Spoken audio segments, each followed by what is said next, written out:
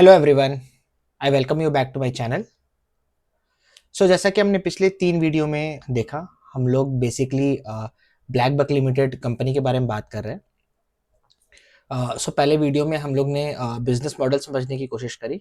Okay, second video में हमने जो उनका लेटेस्ट क्वार्टरली अपडेट है विच इज़ करेंटली जो अभी तक विच इज़ Q2, सो हमने वो अपडेट्स देखे। ओके, देन कुछ की फाइनेंशियल फिगर्स जो कि कंपनी ने रिपोर्ट किए हैं फॉर देयर Q2 रिजल्ट, वो हमने देखा। And then in the last video we have gone through the con call transcript. Okay, वहाँ पे हमने समझने की कोशिश करी कि मैनेजमेंट किस डायरेक्शन में जा रहा है, किस डायरेक्शन में जाने की कोशिश कर रहा है। Now in this last video हम लोग बहुत ही ब्रीफ में इस बिजनेस से एसोसिएटेड जो रिस्क है उसको देखेंगे, थोड़ा समझेंगे उसको। ओके, उसके बाद में हम लोग फॉरवर्ड पी या जो वैल्यूएशन जिसको हम बोलते हैं वो कैलकुलेट करेंगे। Okay, and then at the end I will give you my verdict by connecting all this dots. Okay, so चलिए शुरू करते हैं। सो जैसा कि आपको पता है, अभी तक हम लोग ने बिजनेस के जो पॉजिटिव्स है उसको समझा, बट अब उतना ही ज़रूरी पार्ट होता है कंपनी से एसोसिएटेड जो रिस्क है, नॉट कंपनी बट जो बिजनेस से एसोसिएटेड जो रिस्क है उसको भी समझना। ओके, ये रिस्क बताने का ये मतलब नहीं है कि कंपनी बुरी है, उसका बिजनेस मॉडल बुरा है, बट इसका इंपॉर्टेंस ये है कि हमें आगे चलते हुए इन सभी चीज़ों को ट्रैक करना पड़ेगा कि क्या कंपनी या क्या कोई ऐसा पैरामीटर जो कि कंपनी के कंट्रोल में नहीं है। देखिए ऑब्वियसली जो कंपनी के कंट्रोल में है वो तो होना ही नहीं चाहिए। ओके, बट ऐसे पैरामीटर्स जो कंपनी के कंट्रोल में नहीं है, जिसको हम लोग रिस्क की कैटेगरी में डालते हैं, वो भी नहीं होना चाहिए। क्योंकि बिकॉज एज अ इन्वेस्टर किसी भी तरीके से रेवेन्यू का स्लो होना या जो ग्रोथ का जो गाइडेंस है या जो ग्रोथ का जो पेस है उसको स्लो होना, दैट मीन्स उसका इफेक्ट हमें स्टॉक प्राइजेस में डायरेक्टली दिखेगा। ओके, एंड अगर वो over the long period of time या प्रोलॉन्ग पीरियड ऑफ टाइम वो सारे रिस्क आते रहे तो ये उतना अच्छा इन्वेस्टमेंट अपॉर्चुनिटी नहीं रहेगा। Okay, so let's see the first risk. So the first risk is regulatory risk. Okay, आपको यहाँ पे समझना होगा ब्लैकबक के बिजनेस के जो 2 कोर वर्टिकल्स है which is FASTag and fuel payment, जहां से सबसे ज्यादा रेवेन्यू आता है, दैट इज नॉट गवर्नड और controlled by company themselves. Okay, जैसे कि अगर हम लोग फास्टैग की बात करें तो उसका जो कमीशन रेट है that is decided by the governing body. Okay, no suppose करिए कल को गवर्नमेंट ने वो जो मार्जिन है या वो जो कमीशन रेट है वो कम कर दिया, या फॉर एनी रीजन उन्होंने वो बंद कर दिया। Okay, so that becomes a huge risk for the companies revenue. Okay, similarly आप सब अभी ये सुन रहे होंगे कि एक GNSS करके एक और टेक्नोलॉजी भी इम्प्लीमेंट करने वाले हैं। Okay, which will be satellized based tolling. Okay, अगर वो इम्प्लीमेंट होता है देन अगेन ये जो फास्टैग का रेलेवेंस है वो चला जाएगा, राइट। देन उनका जो सेकंड कोर वर्टिकल है which is fuel payment, that is based on their understanding with the PSU oil companies. Okay, so that is also an agreement between them and the oil provider. So कल को अगर वहां पे कुछ changes आते हैं, suppose करिए commission margin कम या जो कैशबैक मिलता है ड्राइवर्स को वो कम होता है, so obviously this will hamper their revenue. Then the second risk is platform related risk. As you know company जो है वो प्लेटफॉर्म पे बहुत सारी सर्विसेज प्रोवाइड करती है। ओके, जिसमें कि अगर आप इंडिविजुअली सर्विसेज को देखें तो सभी सर्विसेज उतनी मैंडेटरी या उतनी इंपॉर्टेंट नहीं है ट्रकर्स के लिए। ओके, कुछ सर्विसेज ऑप्शनल है, कुछ सर्विसेज गुड टू हैव है। ओके, जैसे कि अगर हम लोग थोड़ा ब्रीफ में समझते हैं, फास्टैग है that is mandatory. Okay, and जो फ्यूल रिफिलिंग है या जो फ्यूल का जो पेमेंट है that is also very useful. Okay, so ये जो 2 कैटेगरीज है जो कि ऑलरेडी उनका एक कोर बिजनेस फॉर्म कर रही है, these are the only 2 verticals जो कि ट्रक के लिए मैंडेटरी होता है। ओके, लेकिन वहीं अगर आप लोड मार्केट प्लेस देखें, okay, so that is not very much mandatory for the trucker. मतलब कि वो कहीं बाहर या कोई दूसरे प्लेटफॉर्म से भी जो लोड का जो बिजनेस है वो ला सकता है। ओके, सिमिलरली जो टेलीमैटिक्स है दैट इज नॉट इंपॉर्टेंट और that is not mandatory for the truckers to have. वो एक आपको एक्स्ट्रा सिक्योरिटी प्रोवाइड करता है, कि आपको एडिशनल एडवांटेज देता है आपके बिजनेस में, बट ऐसे कितने ही लोग हैं जिनको वो चीज समझ में आती है एंड देन वो टेलीमेटिक्स की तरफ जाएंगे. Okay. And the last is again financing. Financing भी इंसान तभी लेता है जब he is in a need, like जब उसको जरूरत है तभी वो इस पर्टिकुलर सर्विस को अवेल करेगा, और else he will not use it. Okay. So important यहाँ पे ये समझना है कि जो उनकी कोर सर्विसेज है वो अगर स्लो होती है देन क्रॉस सेलिंग की जो अपॉर्चुनिटी है वो भी कम होते जाएगी. Okay. And revenue will be drag down. So हमें ये रिस्क को ध्यान में रखना पड़ेगा कि इनका इकोसिस्टम जो है that is very strong. Okay. But that is not sticky. Truckers के पास अल्टरनेटिव वे या दूसरे ऑप्शंस या गुड टू हैव चीजें भी हैं इसमें. Then the third risk could be their vehicle financing vertical. ये वर्टिकल अभी बहुत ही छोटा है बट इससे एसोसिएटेड जो रिस्क है वो बहुत ही बड़े हैं. Why? Because although company is making sure कि वो ऐसे ही कस्टमर्स या ऐसे ही ट्रकर्स को लोन दे जिनका हिस्ट्री बहुत अच्छी रही है उनके प्लेटफॉर्म पे, but you never know when that trucker also defaults tomorrow. Okay. क्योंकि सपोज करिए अगर इकोनॉमी में स्लो डाउन आता है या कुछ आरबीआई पॉलिसी चेंज करती है, okay, in terms of loan या loan percent, and truck operator जो है वो पे नहीं कर पाता है, तो ultimately he will default on his loan. Okay. And default करने का जो रेवेन्यू है वो अगर बढ़ता है, सो कंपनी का जो ओवरऑल रेवेन्यू है वो ऑटोमेटिकली नीचे आता जाएगा या तो स्टैग्नेंट होता जाएगा. सो हमें आगे चलते हुए ये बहुत ही ज़्यादा केयरफुली नोटिस करना होगा कि जो फाइनेंसिंग वाला वर्टिकल है क्या कंपनी कहीं पे इस तरीके का तो कुछ हिंट या कुछ चीज़ें नहीं बता रही है कि ट्रकर्स ने डिफ़ॉल्ट किया है या डिफ़ॉल्ट करना शुरू किया है, specially when there is an economic slowdown या जो लोन परसेंट है वो अगर बढ़ गया, सो वो क्वार्टर या उसके अगले क्वार्टर में हमें बहुत ही केयरफुली ये चीज़ नोटिस करना पड़ेगा. ओके. देन अगला जो रिस्क है that could be due to super loads and उससे रिलेटेड जो ब्रोकरेज कमीशन कंपनी कमाती है उसको लेके. ओके. नाउ सुपर लोड्स और ब्रोकरेज का जो रेवेन्यू है वो बहुत ही फास्ट ग्रो करता है. ओके. लेकिन ब्रोकरेज के बिजनेस में मार्जिन बहुत ही थिन होता है एंड एक एग्जीक्यूशन हैवी बिजनेस है. मतलब आपको ऑन ग्राउंड लोगों को रखना पड़ेगा, आपको पीछे सेल्स टीम, एक एग्जीक्यूशन टीम, मतलब जो कि ये सब ट्रैक करे कि point A to point B चीज़ें जा रही हैं नहीं जा रही हैं, ये सब के लिए आपको लोगों को एम्प्लॉय करना पड़ेगा. Okay. And on top of it आपको हमेशा जो लोकल ब्रोकर्स है उनसे हमेशा कंपटीशन फेस करना पड़ेगा. ओके. बिकॉज उनका जो कमीशन रेट होगा या वो जिस रेट में काम कर रहे होंगे that will be always lower than the companies commission. So हमें आगे चलते हुए ये हमेशा ध्यान रखना पड़ेगा कि क्या इस सेगमेंट में स्लोनेस तो नहीं आ रही है. Okay. Then the next risk could be technology and cyber risk.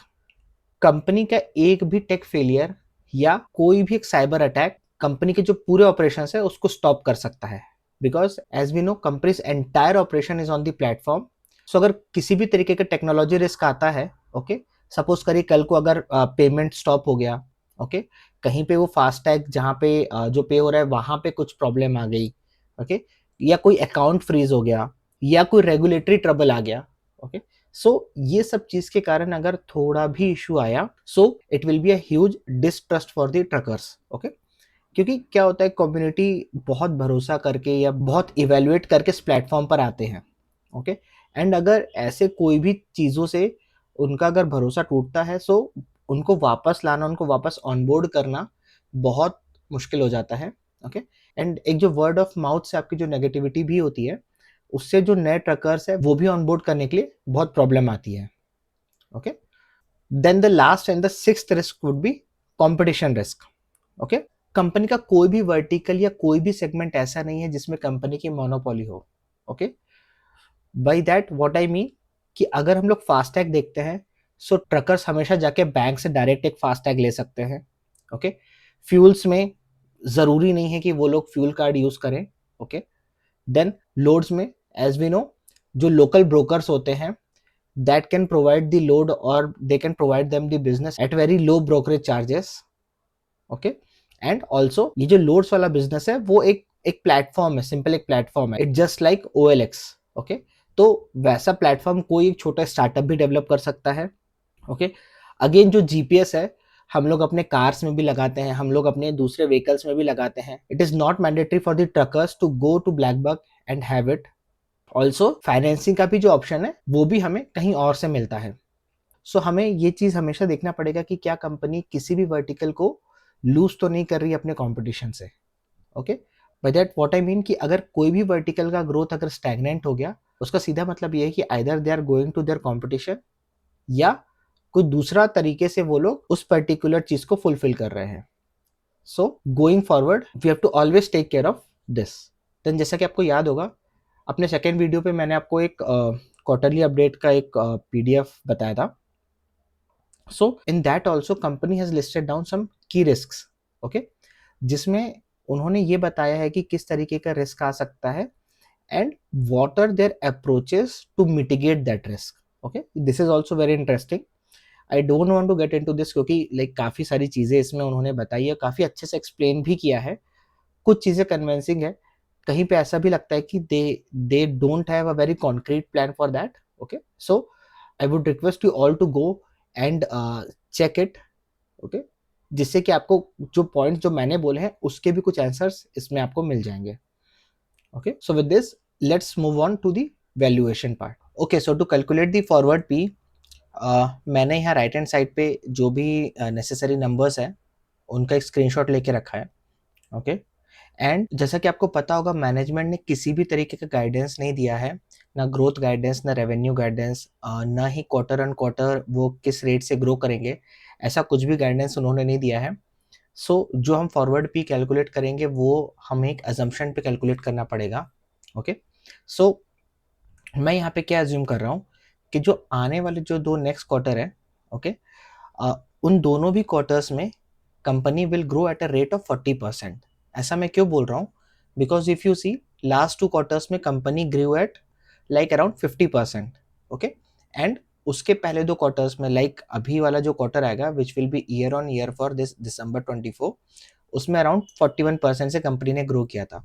तो थोड़ा कंजर्वेटिव परसेंट अगर हम लोग अज्यूम करते हैं कि उतना तो कंपनी कर ही लेगी, so that would be around 40%। Okay, and यहाँ पे आप लास्ट दो क्वार्टर के पैट मार्जिन भी अगर आप देखेंगे, सो दैट इज अराउंड 20%। अगेन उसको थोड़ा मैंने कंजर्वेटिव लिया है, ठीक है। सो इसके बेसिस पे अगर हम लोग कैलकुलेट करते हैं,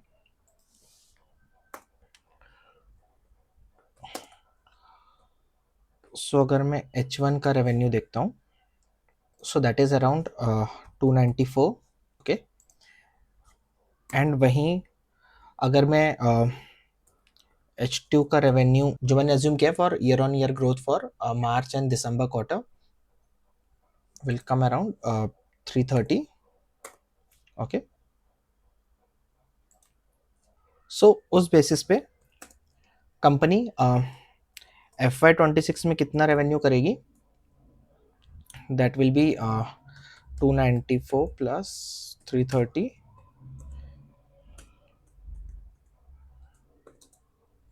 सो 624 CR का कंपनी इस पर्टिकुलर FY26 में रेवेन्यू जनरेट करेगी।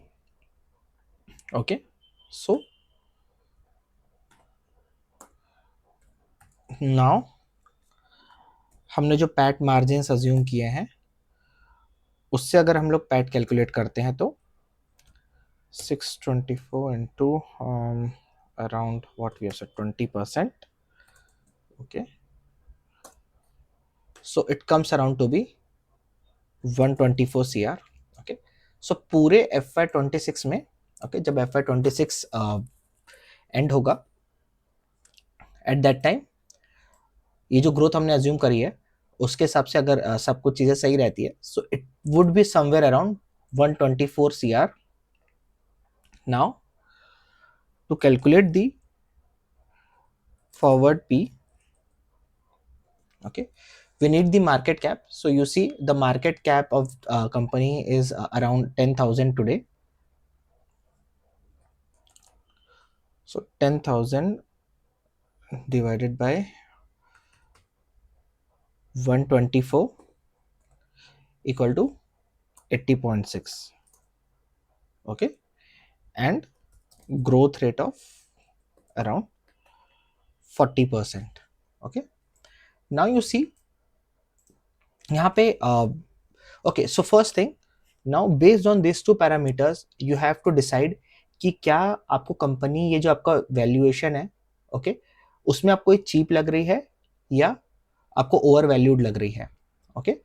क्योंकि आप यहाँ पे देखेंगे तो अराउंड 80 का पी है, ओके, एंड जो ग्रोथ रेट है, that company is growing at a growth rate of 40%, okay, and with a very good PAT margins. Now एक चीज, एक डाउट जो आपके मन में आ रहा होगा, दैट विल बी कि यहाँ पे हम लोग का जो पी है that comes out to be 80, okay, where is the current P of the company is around 34, okay.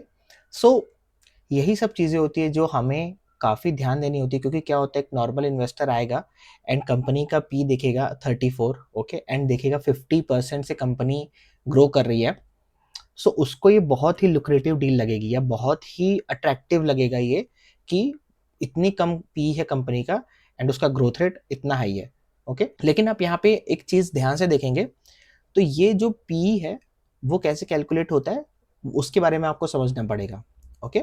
सो जो पी होता है वो 12 मंथ ट्रेलिंग बेसिस पे कैलकुलेट होता है, मीनिंग जो पिछले 4 क्वार्टर्स हैं, ओके, उनका जो समेशन है उसके बेसिस पे कैलकुलेट हो रहा है। अगर आप यहाँ पे देखेंगे, इन मार्च 2025 कंपनी का जो पैट है that was around 285, okay.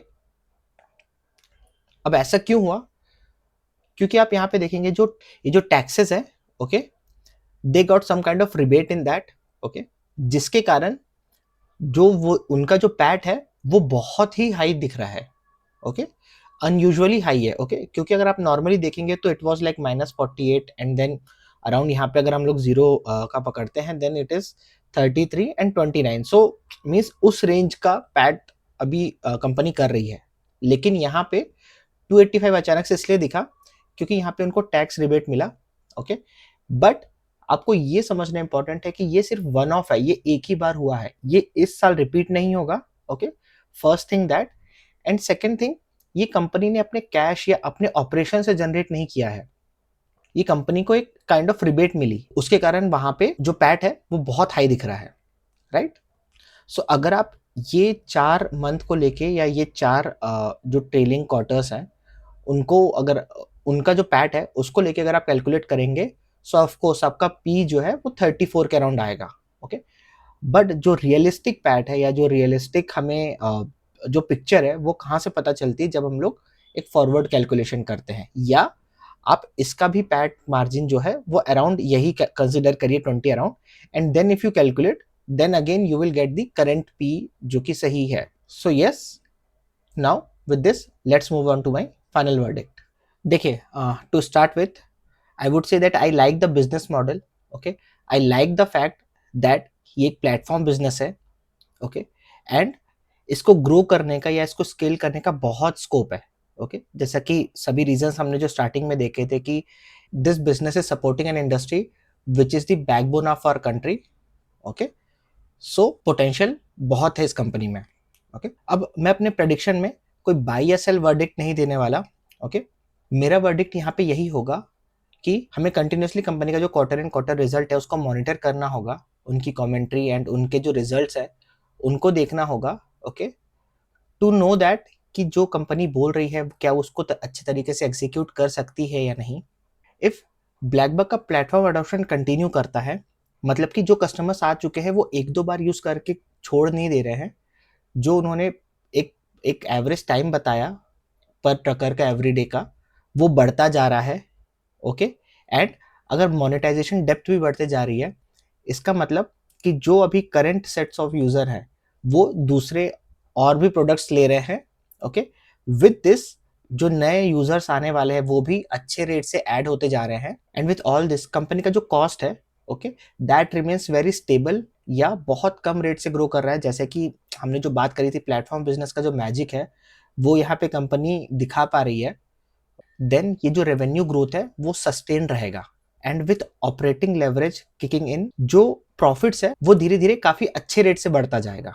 And then अगर कंपनी अच्छे से एग्जीक्यूट करती है तो जो आज का वैल्यूएशन है, ओके, जो हम लोग अभी पी कैलकुलेट किए थे that is around 80, that will be justified, right. यहाँ पे एक बात हमेशा ध्यान रखिए, ओके, हाई वैल्यूएशन या हाई पी कभी भी गलत नहीं होता, ओके, लेकिन कंपनी को कंसिस्टेंटली परफॉर्म करते रहना पड़ता है उस हाई पी को जस्टिफाई करने के लिए, राइट? जिस दिन कंपनी एक क्वार्टर अगर बहुत ज्यादा हाई पी है, ओके, एंड जिस दिन कंपनी ने एक क्वार्टर भी थोड़ा स्लगिश परफॉर्मेंस दिया एंड उसका जो रीजन है दैट इज नॉट लाइक जो ऑपरेशनल रीजन ही निकले उसके कुछ, कि कंपनी अच्छा परफॉर्म नहीं कर पाई या मैनेजमेंट अच्छा परफॉर्म नहीं कर पाई, वो स्टॉक को बहुत बेटिंग मिलती है, right? So if all this things goes well then this looks to be a very good business to invest in, okay. लेकिन वहीं पे इसका उल्टा कि कोई भी चीज इनमें से जो भी मैंने बोला इनमें से कोई भी रीजन के कारण अगर ग्रोथ रेट स्लो हो जाता है, सो जो वैल्यूएशन है वो बहुत ज्यादा हाई दिखेगी। सो राइट नाउ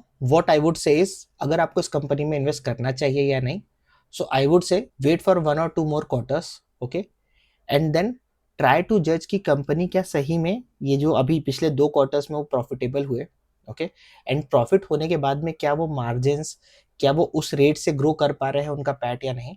अगर वो सही में एग्जीक्यूट कर पाते हैं then definitely this is a very good business to invest in, okay. आप ऐसा भी कर सकते हैं कि अभी एक बहुत छोटा सा अमाउंट को इन्वेस्ट करिए या कुछ ही शेयर्स इसके खरीद के रखिए, ताकि आपको पता चलता रहे कि कंपनी क्या कर रही है, शेयर कितना ऊपर है कितना नीचे जा रहा है, ओके, सो दैट आप आने वाले क्वार्टर्स में उसको ट्रैक करते रहेंगे। सो इसी के साथ में ब्लैकबक के वीडियोस की लिस्ट यहाँ पे कंप्लीट होती है। सो जैसा कि आपको पता होगा कि मैं एक प्लेलिस्ट बना रहा हूँ। सो जैसे विंटेज कॉफ़ी की एक प्लेलिस्ट है and then this is BlackBucks playlist. So for now this is complete. अभी जैसा कि आप जानते हैं हम लोग जनवरी के मंथ में हैं, सो जल्दी इसका Q3 का रिजल्ट भी आएगा। So I will try to make a video on that as well, okay. तब हम लोग ये जो अभी करंट कॉन कॉल हमने जो देखा एंड जो आगे आने वाला कॉन कॉल है एंड जो नंबर्स हैं उसको थोड़ा हम कंपेयर करेंगे एंड देखेंगे कि क्या मैनेजमेंट सही डायरेक्शन में जा रही है या नहीं, okay, which will give us more conviction that we should invest in this company और not. So now I will end this video. I hope आपको मेरे वीडियोस पसंद आ रहे होंगे, okay, and if you are getting some knowledge and अगर आपको कुछ इंसाइट्स मिल रही हैं, okay, so please share with your friends as well, okay, and most importantly आप कुछ कमेंट करिए, मुझे बताइए कि क्या चीज़ है जो कि गलत हो रही है, ओके, एंड कौन सी चीज़ है कि जहाँ पे आपको लगता है कि यहाँ पे और ज़्यादा इंप्रूवमेंट की ज़रूरत है या किसी तरीके की एडिशन की ज़रूरत है। So please like share and subscribe to my channel, okay, thank you.